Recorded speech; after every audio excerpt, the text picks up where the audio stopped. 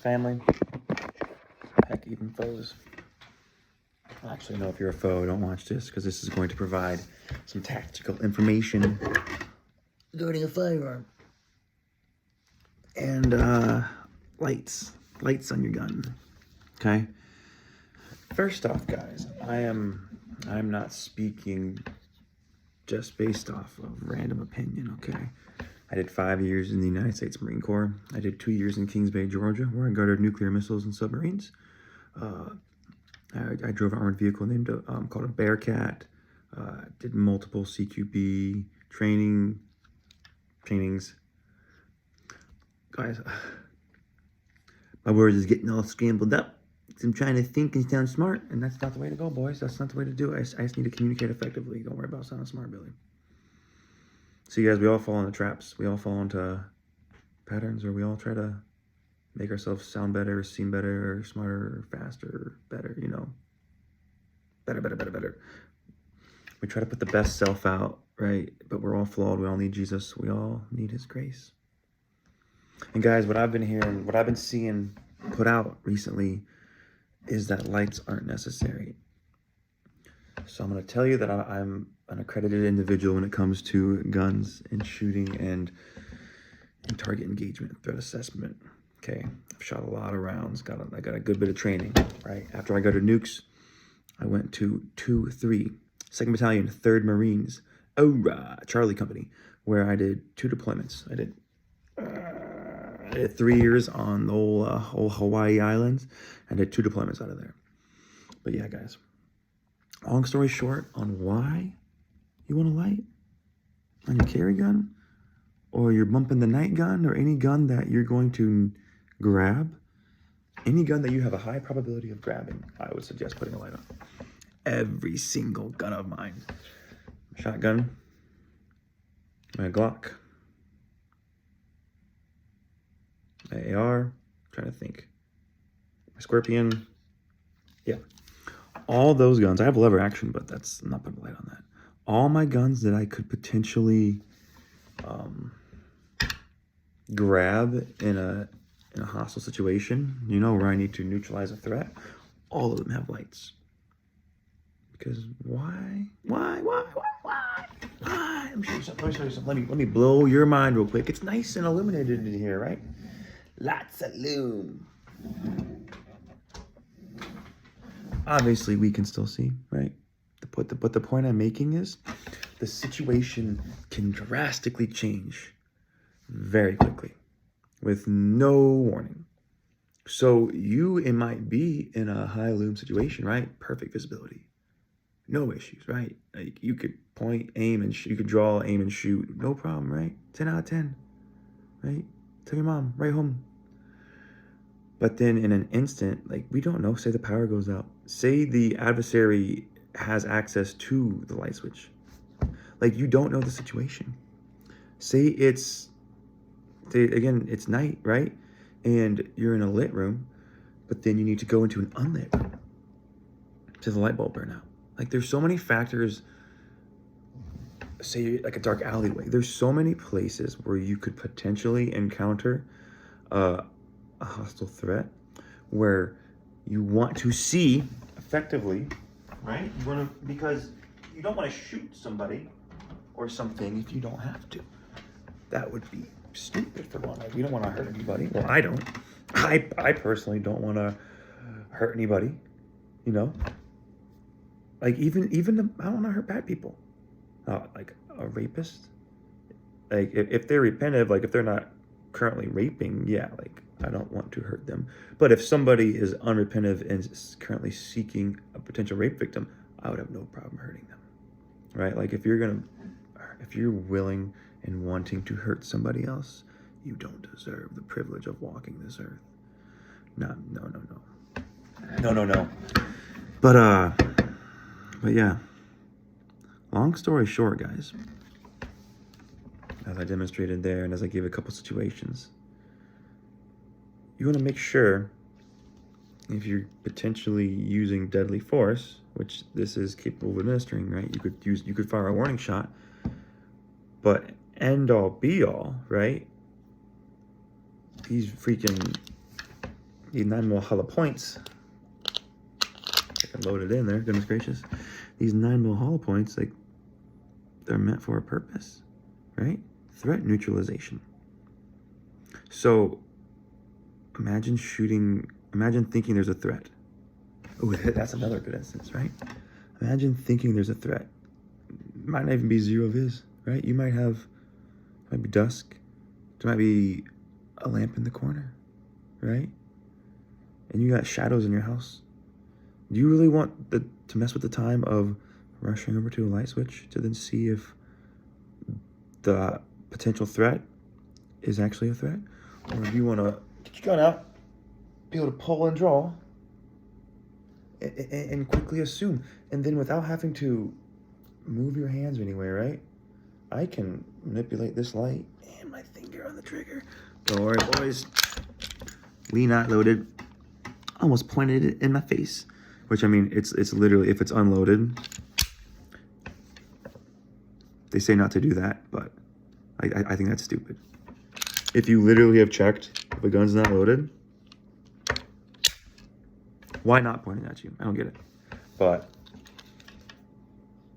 yeah, like, I guess it's just like a rule, like, that way if you never point a gun at yourself, you can never shoot yourself. It's kind of like the last safety measure.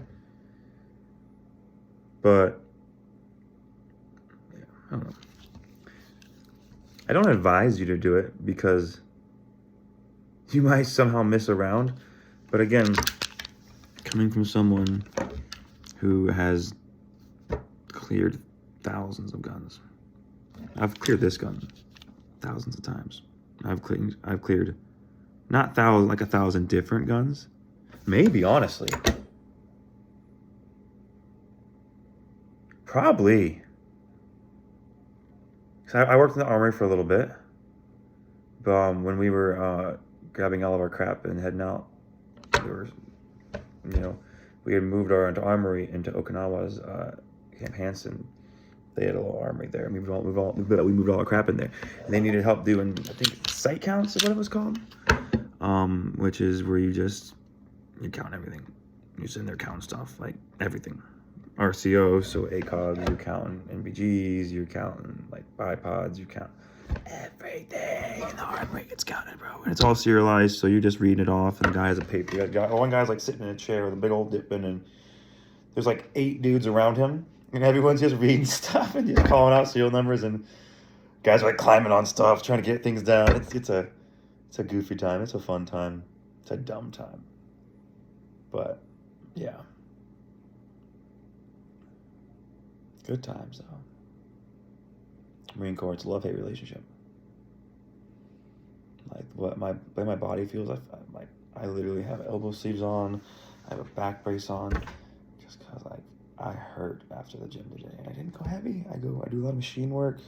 I do a lot of isometric, so I do a lot of pause, time under tension reps, and even with the decreased intensity and the just to increase, I work on flexibility. I stretch a lot. Twice a day, most days. Some days once. Okay, I lied. There's some days I don't do it, but in a week, if we're looking at a week, I'd say I'm stretching 5 out of those days. 5 out of 7. That's a safe bet. But yeah, sorry for getting sidetracked, guys. And some of the videos I'm seeing, they're making it seem like these lights are cumbersome, or they're gonna impede your draw, or it's somehow going to be detrimental to your engagement of a threat, which is absolute nonsense, my friends. Absolute nonsense. Now, as far as getting a red dot, I think that's a little far. I have a buddy who has this exact gun and a red dot on it. And I've had a couple chances to shoot it, and I'm not a fan. It just, the way you have to hold it, it's not crazy different, right? You're not like one of those, But it's different enough where when I punch out to get that sight picture and I'm looking for the dot, right? It doesn't come naturally. And unless I have the red dot on all my pistols, which I'm not going to. I don't even want one-on-one. I'm not going to train myself to build that muscle memory. I think it's stupid. Now, if you have a red dot, like people run comps, sure. Like obviously, once you build that muscle memory, it is going to be quicker traversing targets with just a red dot. Obviously you don't have to line the sights up. Obviously it's quicker, right? But for me personally, for the money involved, for the time it would take to retrain myself, it is not worth it. So I don't advise you buying a red dot. I do advise you getting night sights, which I need to get on this gun. This has a fiber optic, but I want to get the tritium ones that glow. I have on my Glock, and oh my goodness, it makes target acquisition in low light levels insane. Now again, I have a stupid bright light on my Glock. It actually extends a little bit further, but yeah, guys, and this thing's rechargeable. Though my Glock is not. This one's got a little magnetic adapter. It's the Olight PL Mini Valkyrie 2. Maybe PL2 Mini Valkyrie, I don't know. Words, letters, words, letters. Focus. Yeah, you can't see that. It's okay. Don't worry about it. I believe it's 400 lumens. It's not crazy bright, but it's bright enough where it illuminates a lume. It doesn't have any hot beam in the center. It's all flood, which is fine. It's got a good even light dispersion. I'm very happy with it. Very happy with it. And the small profile, tiny boy. Ambidextrous, so both right side and left side can be manipulated to engage the light. And I believe there's other modes. I don't know. I don't have the instruction manual on me. It's somewhere. That's for sure. It's somewhere. But it's not here. That's for sure as well. What I can tell you is if you wanted to, you could look it up. I don't want to bad enough. Strobe is nice. But unless you can easily activate it and you've built that into your training pattern, then you're going to be trying to fumble through switches. And that's another thing with the light. Train with it, guys. Light discipline. Don't just leave it on.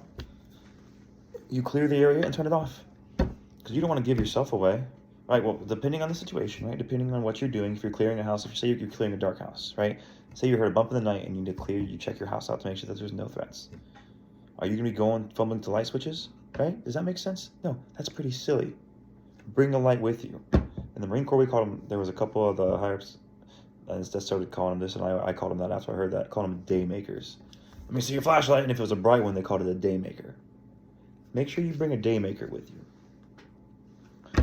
Because the night, that was one thing that we trained so much. We did so much night training because that's what separated a good unit from a great unit, which we were finest gun club the world's ever seen, United States Marine Corps. Semper Fi, Devil Dogs, Toothful Hunden.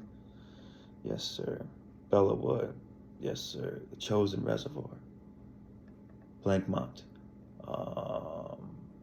Those were the battles. Some other major battles. Battle for Okinawa.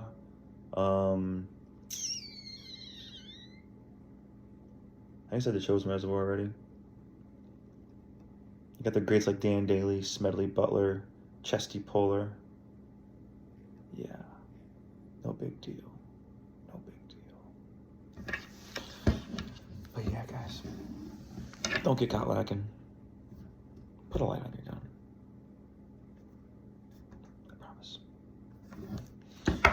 And the people who have way more followers, who are posting videos saying that they're like frivolous accessories or whatever, they don't know. And I pray that they can learn and know. That way they stop spreading bad information, because I don't want people to see that video and potentially take their light off thinking it's unneeded and then encounter that situation. Because hopefully I never have to use this. I hope I never have to use this. Right? Like, it's a good like life insurance policy, okay? Because God's got my soul. I work out, I eat moderately healthy, so I take care of this, and this is gonna handle the flesh threats, and God's got the spirit, right? The Holy Spirit, Jesus lives in me, so I'm not worried, guys. Because what does worry do? The Bible says, what will worry do? You won't add a hair to your head. The Bible says if God takes care of the birds in the fields and the flowers, something like that, birds and flowers, then how much more will he take care of you and me? So take a sip, take a little drinky poo from the well of eternal life. Because this world preaches fulfillment from things that cannot, they will not, and they won't fulfill you. Wapas is great. Wapas is great, y'all. I love eating. It's one of the reasons I work out. Because I like to eat like a fat kid. But I know, because of basic math, caloric intake, metabolic burn rate, which is roughly calculable after some parameters are gained, or again, not gained, but you can, if you're astute enough, you can see how quick you gain or lose weight, right? If you paid attention, it's not hard.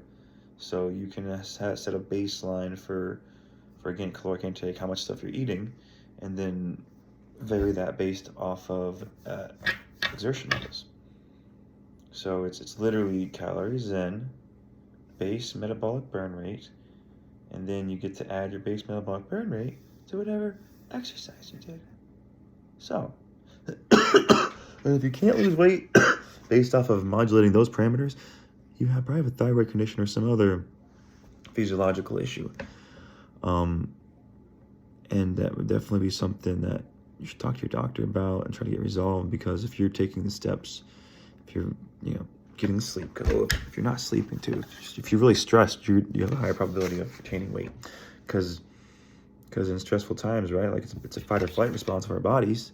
If our bodies sense that we're in a stressful situation, like it's gonna hoard calories. Because we need to survive in case we can't get food. Our bodies don't know what's going on. Our bodies know that we're stressed. Johnny boy, he's stressed over something. Better put aside those building blocks of muscles, baby. These branched chain amino acids, right? The protein. Let's store that. Those muscles are okay. So you don't want to minimize muscular gain, right? You want to maximize your diet, maximize hydration, maximize sleep, maximize exertion levels, while minimizing impact to body, right? Negative impacts. So work on form, work on flexibility, right, guys? These are the tools and tips and tricks I'm going to try to give you guys. So come along with me on this journey. 9,000 of you so far. Almost, sorry. Don't want to speak presumptuously. Don't want to speak hastily. So I better take a chill pill. Get off my high horse. I think it's like 8,900. I want you guys to know I appreciate you guys. If you've watched this far, thank you. I always thought it was, I always got a good feeling, which it doesn't really do much, but it always made me happy when people I followed on YouTube had a heartfelt moment with the camera. Kevin Talbot has multiple. There's a lot of YouTubers that do, but there's also a lot that don't.